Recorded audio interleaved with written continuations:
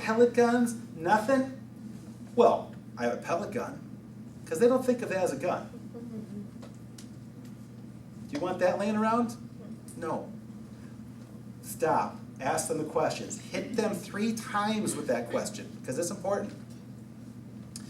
So put valuable away. Medicine, collectibles, cash. Cash. Oh my God. There was a high boy dresser in a property I was showing. A wad of cash like this, rubber banded together, sitting right there. And I gotta tell you, for about half a second, I thought, I could put that in my pocket. And I'm like, whoa, what am I thinking? It was right freaking there. I don't have a clue if it was dollars or hundreds of dollars or what it was, but put your money away. Temptation will get the best of even good people. I didn't touch it, but for a second you have to wow, that would be so easy to put in your pocket. All right, I was joking about that tape. Cash, jewelry, and guns, good. 5 houses, marketing. So Lori talked about this, our affiliate member. She gave you flyers, there's door knockers right back there, door knob holders. This is your open house, all right? Use this as an example. You're gonna come up, you're gonna get to the house early, you're gonna knock on doors, 5 doors this way. Cross the street, you're gonna knock on 10 doors this way. You're gonna cross the street, knock 5 doors this way, and you're back at the house you're selling, or your open house is. I call that the 5 houses thing. It's really how many? 20 houses. I don't care if you do 3 houses and 5 and 3. I don't care what your number is. But you want to go door knock. Get there early to door knock. Why do you want to get there early? Why do you want to door knock? Why do you want to do this? So let them know that you're there and that it's open. Absolutely. So you let you know you're there. You knock on the door. Hey, I'm doing an open house next door. So remember when I talked about calling the affiliate to get them to do the open house with you? Same thing with every single one of these. You get to the door, you go, hey, Jim, I'm doing an open house next door. I'd love it if you came by and took a look. Maybe not quite that animated, but a little bit animated, right? You got to be excited. And then you get down, they close the door, and oh, all right, get over the next one. Hey, I'm Jim. I'm over here doing an open house. Come on by. I hope you got somebody that might want to live in the neighborhood. And I'm here in the neighborhood. Here's my flyer, and I hope you give me a call if you want to buy or sell a house, right? So give them your pitch. 5, 10, 5. Again, I don't care, but hit a number of homes. You're marketing yourself is the point. What else are you doing? Somewhere to run. Why are you reading ahead? No. All right.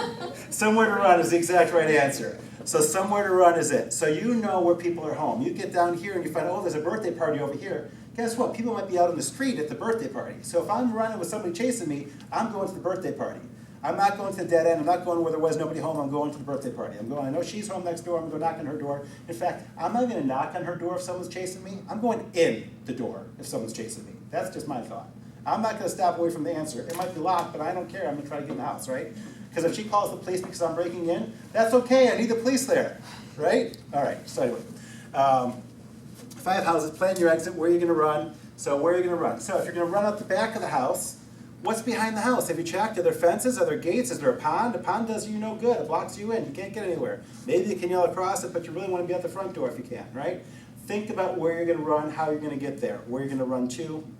Never do open houses alone. We talked about the A to Z open houses, so never sit in open house alone. Start with affiliate members first. If you can't get an affiliate member, another agent in your office to sit the open house with you. Beyond that, a significant other, a spouse, an adult friend of some kind. Letter Z on there is the seller. You don't want to have to sit the open house with the seller. It's going to cost you more money to sit there for 2 hours and explain why their house hasn't sold. And they're likely going to kill the deal, every buyer that comes through. So seller's still an option, letter Z, but my very last option. If it came down to the seller or no open house, I'd seriously have to think about no open house. But I'm not telling you what to do. Office checks and open house agents. So we did this 20-something years ago. I don't know if you guys are doing it now. I hope your offices are. We had an open house check-in requirement. So if I was going to do an open house, I'd schedule out the office, let them know, hey, Saturday from 1 to 3, I'm doing an open house. Did you know it's 2 hours? 3 hours is, 2 is barely bearable, but 3 is painfully bearable, just my opinion. Maybe you like doing them, maybe, I don't know, whatever. So, let the office know I'm doing open house Saturday 1 to 3. I would put out a sign early on. Put a marketing sign, this is just marketing, not safety right now. Marketing, Saturday, open 1 to 3.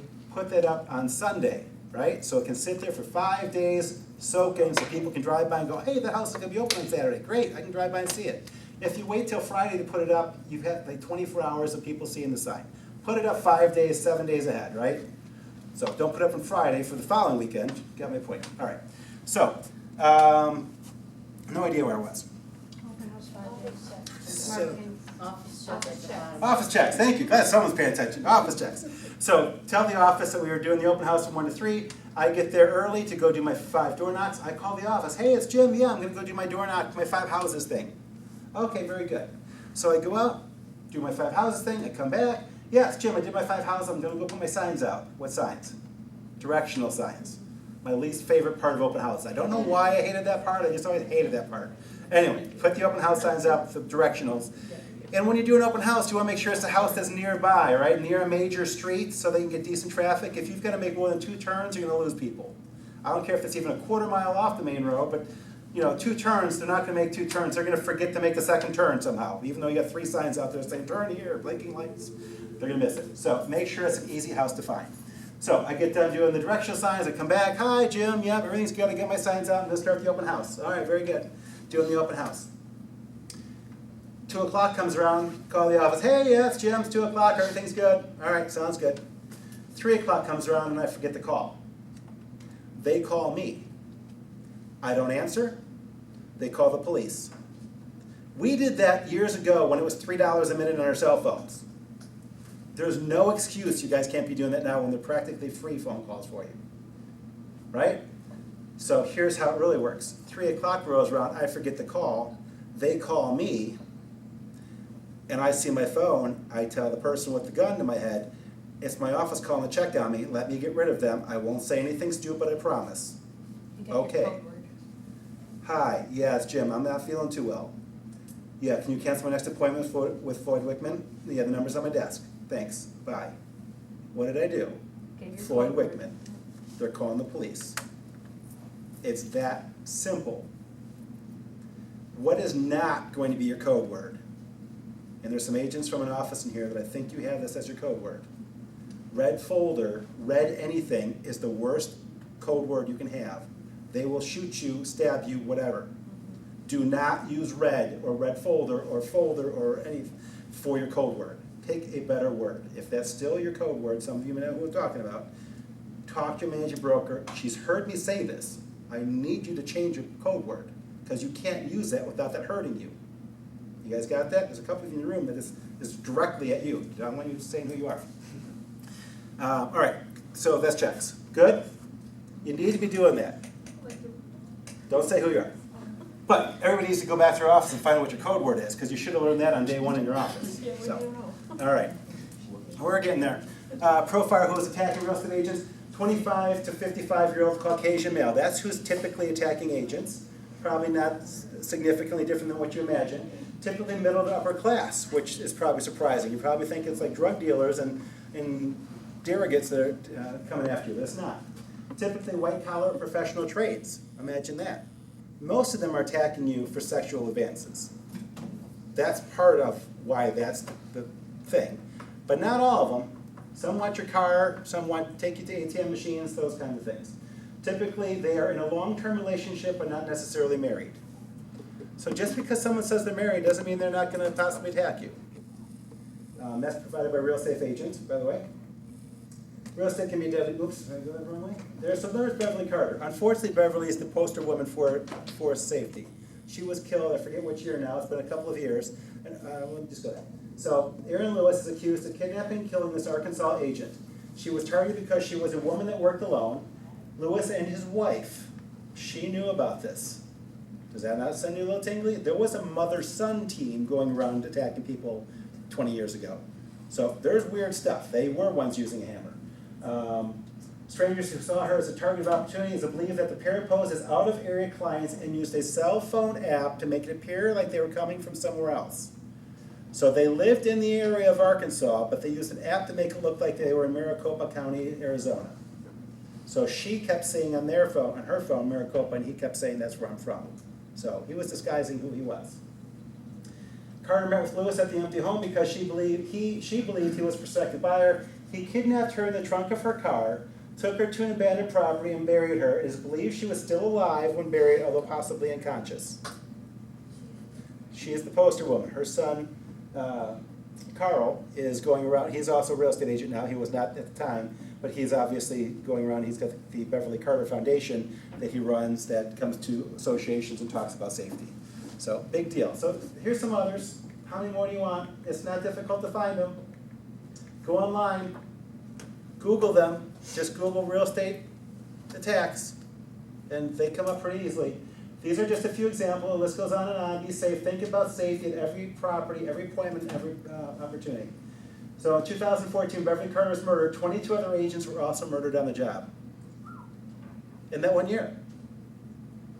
23 agents that 1 year got killed on the job. Let that soak in. Crime against agents is a predatory crime. When an agent has been attacked, they have quite literally been hunted. Yeah, Aaron Lewis talked about that. He targeted her. He spotted her and then researched her. This information came from Real Safe Agent as well. So local stories, locked in the garage. So we had an agent who got locked in the garage. Now this is still sort of a safety thing. She came, she was out in, it doesn't matter where she was. Could happen anywhere. She came to the property. She went to go take photos of her new listing. She got to the property, I think it was vacant. She set her purse down on the kitchen table and her keys. She had her camera, it was not a phone, she had her camera.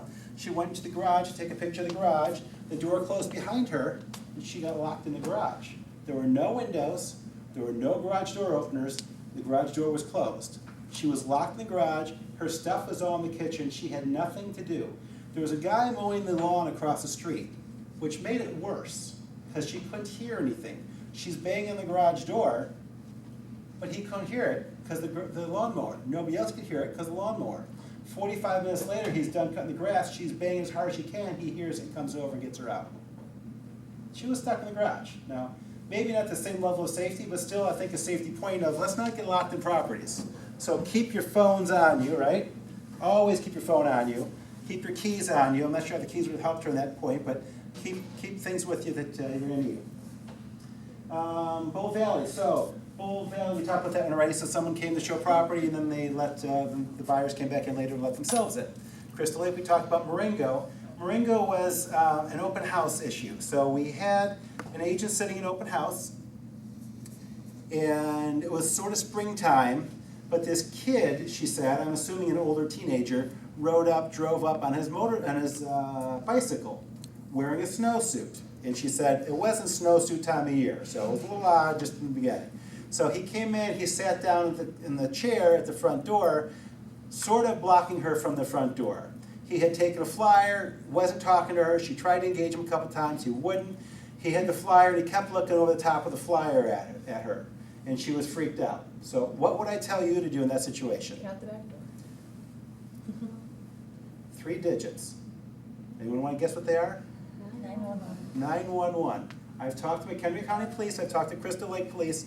They have both told me they would much prefer to come to a suspicious person call than a major crime scene.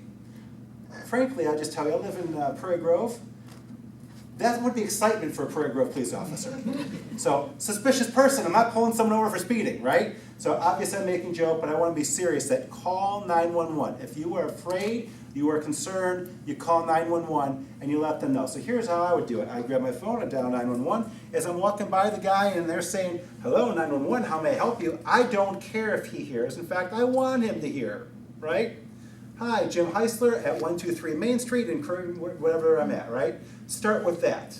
Address first. Because my name isn't important. What's important? They got to get here. Because, we see on NCIS and all this, they triangulate and find the property and know where you're at. I'm not positive that works really well like they showed on TV. I don't know how well it works, but I'm not going to rely on that. I'd like them to know exactly what house I'm at with no, question.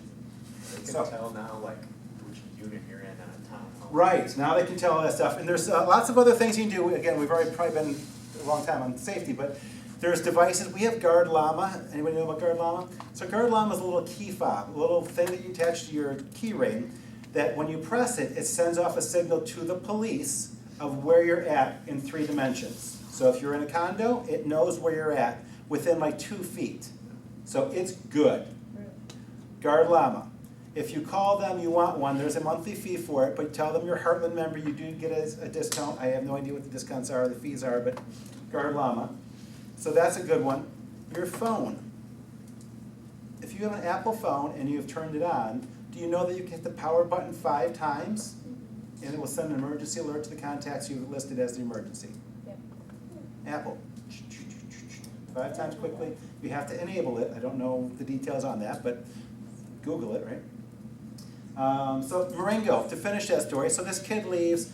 So eventually, what she does is she picks up her phone, she pretends to make a phone call, not knocking her, she got out of the property, she pretended to make a phone. Oh, hi, yeah, I'm at this open house, and she walks by the guy out the front door. He kind of, not followed her, but he left right behind her and drove away. Almost as big a problem as that is, 2 weeks later, he showed up at another open house scaring another agent, and neither one of these agents called the police.